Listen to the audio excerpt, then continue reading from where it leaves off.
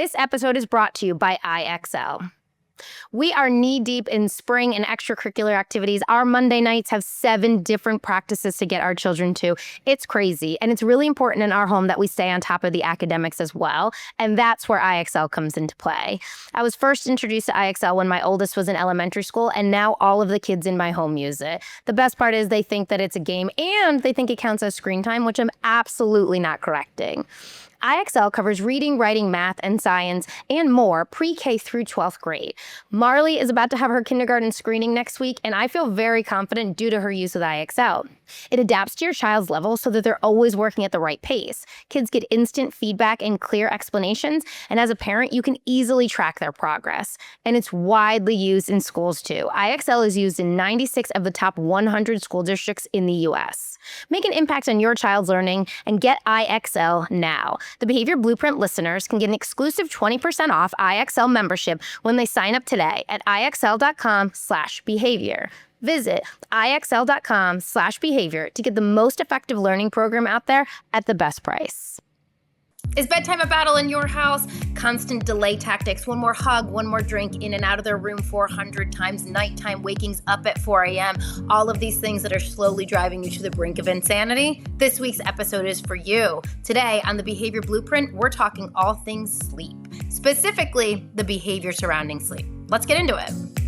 Hi, I'm Mandy Grass, the family behaviorist, and these are 3 of my favorite little humans. Hi, I'm on this podcast. Let's do this. Let's do this. This is the Behavior Blueprint, where we can figure out why kids do what they do.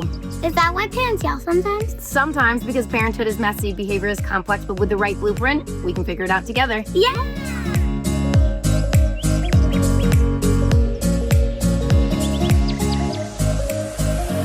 If this episode resonates with you, please like, subscribe, and follow. It does wonderful things for my podcast and helps the content get to other parents just like you.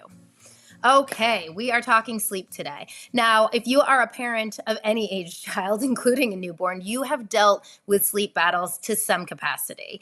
There's a variety of different sleep things that can be incredibly impactful for us. I will tell you, in my home, I have prioritized our bedtime routine, and it has been revisited many, many times over the years. But personally, I'm done. I am done at 8 p.m. I just want to sit on the couch for a minute, usually respond to emails or do more work. And I really focused on that routine because I needed it to be tight for my own sanity. I work with so many parents who come to me and they're like, I can't do this anymore. Bedtime's taking an hour. If that is you, I got some tips for you. Okay, so first things first, when we talk about behavior surrounding sleep, we need to talk about function. So we're going to break down this episode into different things. 1, we're going to talk about bedtime behavior, bedtime routine, bedtime delay tactics. 2, we're going to talk about nighttime wakings, the kid that's coming into your room throughout the night. And 3, we're going to talk about the kid that gets up super early in the morning. So I'm going to break each of those down for you, give you a lot of tips that you can apply tomorrow. So let's start with the bedtime routine. The thing about the bedtime routine is sometimes that resistance can start at any moment. It could start when dessert comes out. It could start when you say, go up to take a bath. In behavior analysis, this is called the discriminative stimulus. Whatever it is that we're telling our kid, hey, FYI, it's bedtime, that's when the behavior starts. So for example, in your family, if you eat dinner and then go right to bed, the second dessert comes out, your kid might start running around, being silly, bouncing off the wall, some refusal, all of those sort of things we might be able to attribute to trying to escape bedtime. As always, we need to talk about function. The function of this behavior around the bedtime routine usually falls into one of 2 categories: escape or attention. And let me tell you, it can be hard to determine which category it is. For example, I was working with this family, and the mom told me that when she says it's time for bed, he runs downstairs and he starts playing in their basement. And she's like, it's escape. I know it's escape. And I was like, okay, talk me through it a little bit more. And she's like, well, I go down there and I'm like, hey, it's time to come up. And then he's running away from me. And then I give him 5 minutes and then I come back down and I said, the way that you're describing that really sounds like a cat and mouse game. Maybe it's not escape, maybe it's attention. So I told her, I want you to try something. I want you to say to him, I'll be happy to read you books when you've finished your bath. And she did. And guess what happened?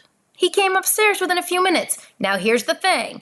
That one we knew was attention, or we assumed, and we applied the principles based on that. However, if it had been escape, and she said, see you in 5 minutes, he would have been like, Sweet. I'm hanging out in the basement, I'm playing, and now nobody's watching me. A win is a win. So this is why function matters so much. And that being said, sometimes it's trial and error. Sometimes we need to say, hey, I think it's attention, and we need to act like it's attention, and then try that for a few days. And if that's not changing the behavior, we might need to switch. So just keep that in mind.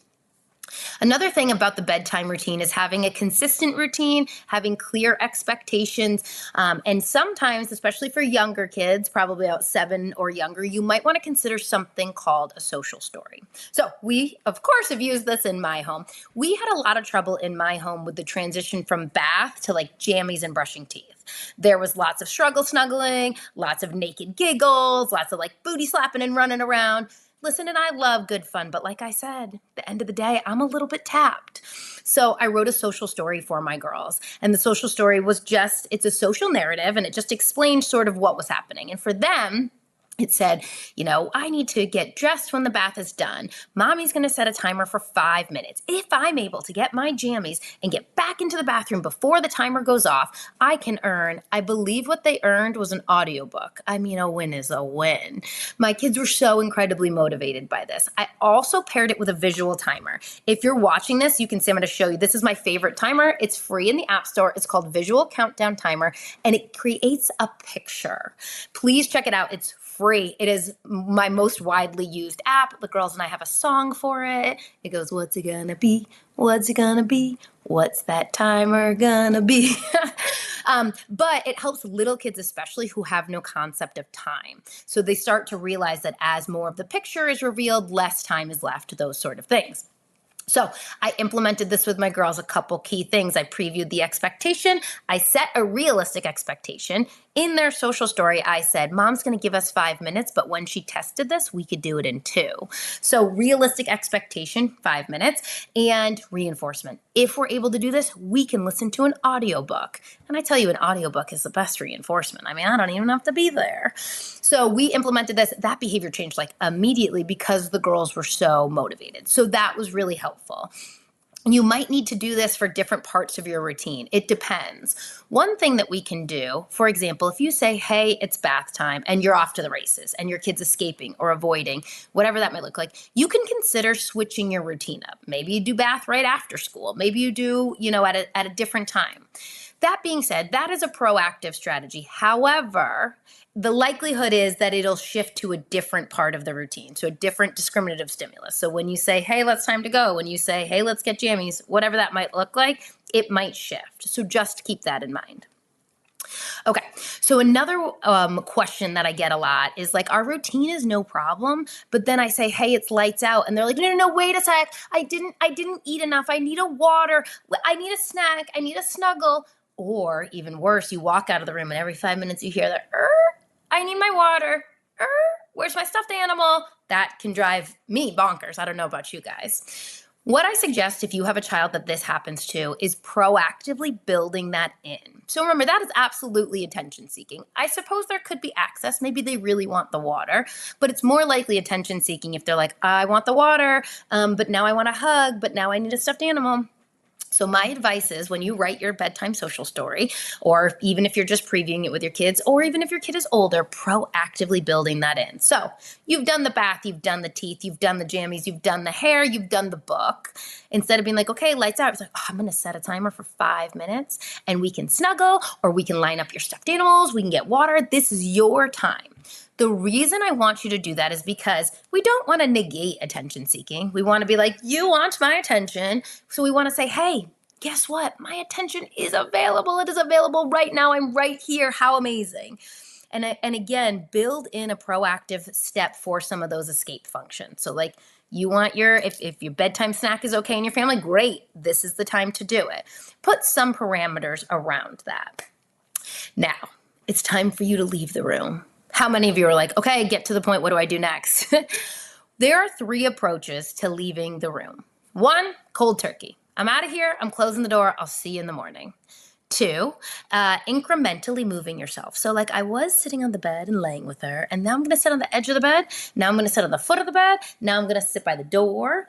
And the third one, and I'm gonna be honest with you, it's my favorite one, is something called interval check-ins. So you remove yourself and then you pop back in to check in. And so you start with really, really small increments. So maybe it's 30 seconds, okay? And have some criteria. Hey, if you're in your bedroom quietly, I will come back. Make it super clear about how your attention is available. Back to that realistic criteria, make sure that we're realistic about the amount of time that we're popping back in. The premise here is that these intervals will get longer and longer and less cumbersome. So maybe that first night you're popping in 6, 7 times. Maybe in 3 or 4 days you're only popping in 5. And hopefully we can fade this completely. But you just want to be proactive about that. Okay, another thing I need you to hear is that we cannot control sleep. I also am not a sleep specialist, so I do not know what time your child should go to bed. I do not know when your child should drop their nap. I have no idea. I focus on the behavior surrounding sleep.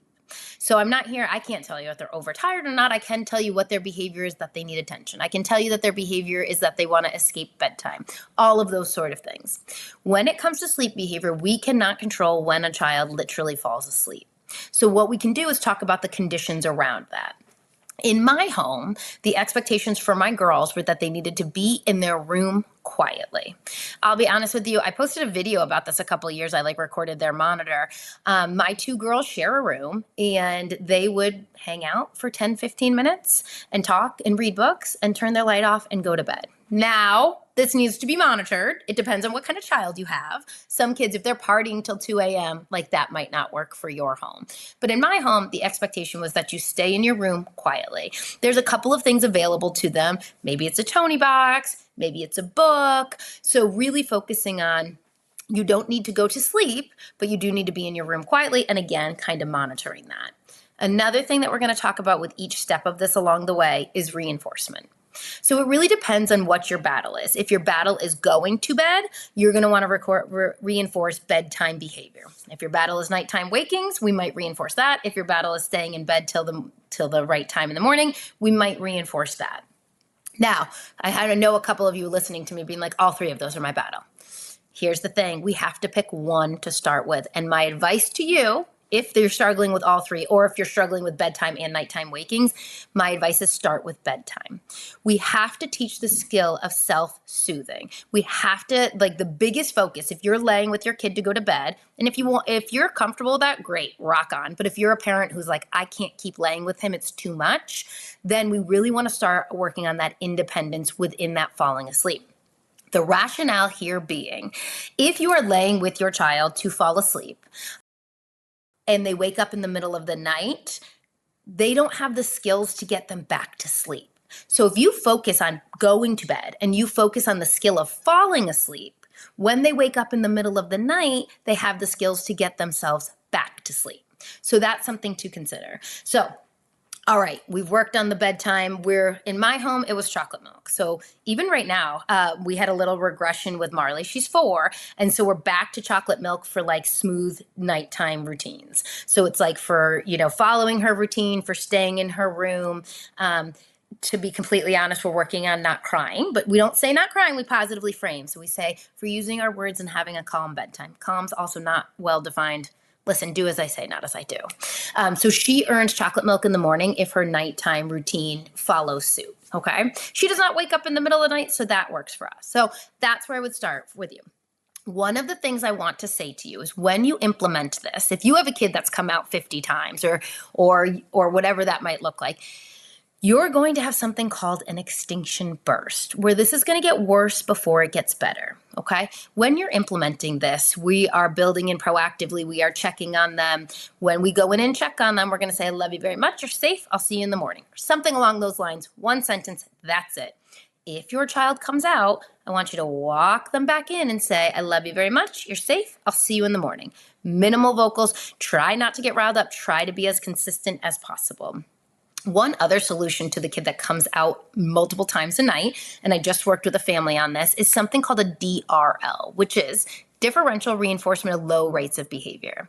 So if you have a kid that comes out multiple times a night, you might be like, okay, if you come out 5 or less times tomorrow, you earn chocolate milk. I would have some sort of visual so they know where they stand. And this obviously might not be appropriate for a 2 to 3 year old, but more appropriate for a 4 to 5 year old. So just think about that.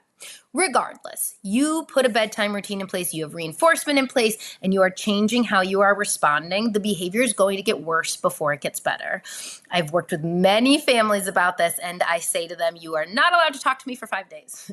Actually, of course you are, but you're going to be mad at me. You are going to be sitting outside your child's room or in your own room, and you are going to say, Mandy was an idiot. I should have never listened to her. He's come out 15 times. And that's fair. I want you to just wait. Stick with it for at least 10 days. I can almost guarantee that day 5 and 6 will be significantly better. I'm not saying 0. I'm not saying perfect. But if you implement this behavior response change with fidelity, meaning you implement it the way that we are talking about, you have one word, you bring them back, you have the reinforcement, you're previewing, you're adding all of that stuff in, it will get better. I worked with this family. They're an American family, but they live in Europe.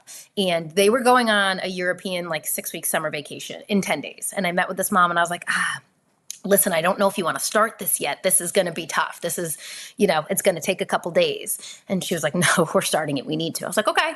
She emailed me and she was like, you know what? He came out 30 times the first night, 10 times the second night, twice the third night, and on the fourth night, he said, good night, mommy. Then she said to me, I don't think we had an extinction burst. And I was like, that first night when he came out, all of those times was an extinction burst. An extinction burst is where things get worse before they get better. Okay, so that is going to sleep. That is what we're working on. Remember, if you're focusing on all three, we're just going to start there. So you implement this routine, your kid goes to bed the right way. Let's say they wake up 4 times during the middle of the night. We're still doing chocolate milk in the morning in my home. Whatever's appropriate in your home. I know maybe not the best way to start the morning. I get that. But we are doing chocolate milk because we are focusing on one thing. We can't focus on all of that yet. Basically, we need to shape this. There's so many things we need to work on. We need to start on one. So let's say we mastered that. Let's say we've got him going to bed, but at midnight and 2 a.m., he's coming to my room every night. Okay, I got you. Let's talk about it. So couple of things we could do. One, we could do that DRL, differential reinforcement of low rates of behavior. The function of that is usually attention seeking. I want somebody to attend to me. Another thing that we need to work on is, what do you do when you wake up? So let's say we have the social story and we talk about all the bedtime things. And then the next part of the social story might say, sometimes I wake up in the middle of the night. That's okay. Mommy and daddy do too. Sometimes it's hard to sleep. When I wake up in the middle of the night, I can snuggle my stuffed animal. I can get a new blanket. I can turn on some music. I don't know, whatever's appropriate in your home. You want to validate the feeling of waking up in the middle of the night and replace the behavior. Mommy and daddy are sleeping. Sleep is important to everyone. They love me very much. They'll see me in the morning. That kind of thing. So again, your child is waking up 3 times a night. We're going to say if you wake up 2 or less times a night, you can earn. Next thing we're going to do a green light system. So we're going to talk about nighttime wakings and morning wakings, all with a green light system. So you can find them on Amazon. I think I have some in my storefront. It's just a light and it turns colors. So they have really fancy ones. You can turn colors from your phone. I don't care how you do it. But let's say my child is coming out of their room at 2 a.m. every single morning. Sometimes it's 1:45, sometimes it's 2:30, but it averages 2 a.m. I'm going to work on the green light system and I'm going to condition that system. A lot of times people will say to me, I have a green light, it doesn't work. We have to condition it. If your kid doesn't care about it, it's not going to work. So if I have a kid waking up at 2 a.m., I'm going to set that green light to turn green at 1:30. And I'm going to say to them, if the light is red, you stay in bed. If it's green, you can come to mommy. Well, we're going to do this something called errorlessly. So we know they wake up at 2. I'm going to have it turn green at 1:30. So no matter what, they're going to earn. Oh my God, you stayed in the bed till the light was green. Chocolate milk. That's amazing. Okay, hey, wait a second. He woke up at 1 o'clock. I saw it on the monitor, but it was red, so he stayed in bed because he wanted the chocolate milk. Then we incrementally move back the green light. So I want you to think about that for nighttime wakings. You also could do something called a DRL. So if they wake up 3 or less times, when they wake up, you need to consistently respond. I have brought many sleeping children into my bed, so this is no judgment, but if their function of their behavior is, I'm going to go snuggle mom, and you're like, dude, I'm so tired, get in here, that's going to reinforce that behavior. So you just want to be really mindful of that. And again, wait until a time and a place. If you have a busy week at work, it might not be the time to implement the nighttime procedure. But you're like, hey, we're going to lock in on this, and we are going to walk him back every single time. All right, let's talk about the early morning waker. This was Marley. The early morning waking is super frustrating. It was for me. So as I mentioned with the nighttime wakings, I'm a big proponent of the green light. The rationalization is your kid doesn't know the difference between 2 a.m. and 6 a.m., especially, certain times of year if it's still dark, or they also don't know the difference between like it's 5:40 or it's 2 a.m. So it's like close to wake up time. So this is where a green light is really effective. As I mentioned before, many people are like, they don't care about the green light. We have to make them care about the green light, and this is how. Marley was getting up super early. She was getting up at 5:30 every morning. So I had her green light turn green at 5. And we did a social story and reinforcement. If she stayed in bed until the green light, she earned chocolate milk. It turned green at 5. She never woke up till 5:45. So there was no way she wasn't going to earn. If you're not sure, have it turn green at 3. I don't care what time it turns green. But I want, when they wake up, for it to be green because I need them to come in contact with the reinforcement. If I condition the green light, if the green light equals reinforcement, then we can shape it. So we need it to be successful. Marley's light turned green at 5. I sat on the stairs. I was so excited about this. And she came out and she was like, Mom, I did it. It's green. I get chocolate milk. I was like, that's amazing. High fives all around. This is so exciting. And then slowly, I incrementally moved it back. So many people I work with are like, well, then I did it. Then I moved it a half hour and it didn't work. It's like, we're going to take it slow. We got time here, people. You've been waking up at 4 a.m. with them every day. It's okay if it's 5:15 for a couple of days. And that's the other part, 5:15, right? We're going to move it slowly. We're going to leave it 5-10 minutes until we get to the point that we want. Now, we are conditioning the green light system. We are reinforcing, and we are trying to incrementally back this up. Now, I know some of you are probably listening to this being like, how long do I have to reinforce this? Reinforcement shouldn't be forever, but I will tell you what we did in my home was instead of getting rid of the reinforcement or fading it or doing it, for a week or whatever that might look like, we increased the complexity of the demand. So once I got the early morning wakings down, I folded in getting dressed in the morning. I said, now when you wake up, if you take your jammies off, then you earn chocolate milk in the morning. A few weeks later, oh my gosh, if you wake up, you take your jammies off and you get your pants on. So we got to a point where chocolate milk was still the reinforcer, but it was helping with nighttime, going to bed, staying in bed, and getting up and getting dressed. I mean, I'll still give chocolate for that, right? So those are a couple of things to keep in mind. We also want to talk about realistic criteria. A lot of times I meet with families and they're like, we have a star chart, and when they go 5 days, no. Start daily. Start low. I promise you guys this can fade. But what you want to do when you're implementing anything initially is 1, isolate reinforcer. Chocolate milk was not available for anybody at any other time other than earning it for staying in bed. And 2, I'm going to give it to you immediately. And I'm going to give it to you daily. And I'm going to fade this. But when you're starting a plan, you want the reinforcement to be easy. This is not a gotcha. We want them to earn. We want them to be successful. So you really want to keep that in mind. We can build this up, but I want this to be successful. Another thing I want to say about this as we get towards the end of this episode is I was working with a family and we'd been working on sleep for a couple of weeks. And the mom came to me and was like, it's like a little bit better, but it's not where it needs to be. And I had to be really direct with her. And I was like, okay, listen, we need to implement this stronger. We need to be so consistent. And I know how difficult it is. Believe me, I have 3 of my own children. Sometimes there are 7 children in this home. Like I have a 4-year-old. I'm in the thick of it. I know how consuming this will be.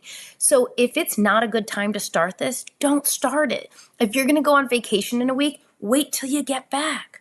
That being said, if you're going on vacation in 2 weeks and you implement this, you might be able to bring a green light with you on vacation, and man, maybe your kid will stay in bed and it won't be as crazy. So those are just some things to think about.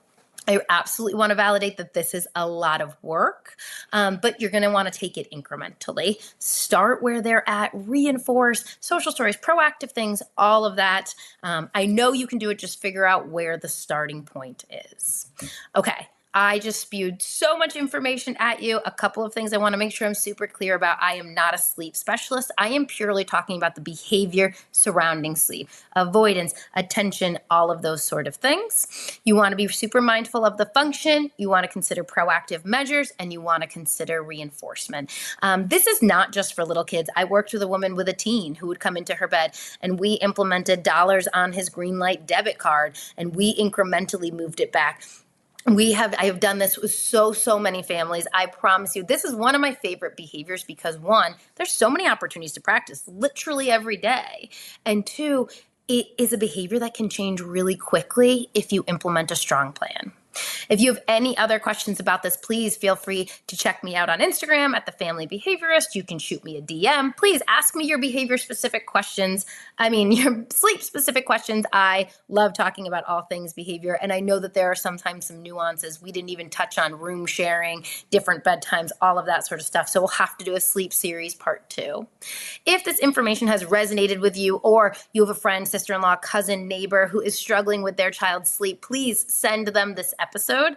Also, I'd love it if you left a comment below, rate, review. Let me know what you think. I'm here to help you guys, so please tell me what the issues are and I will help solve them.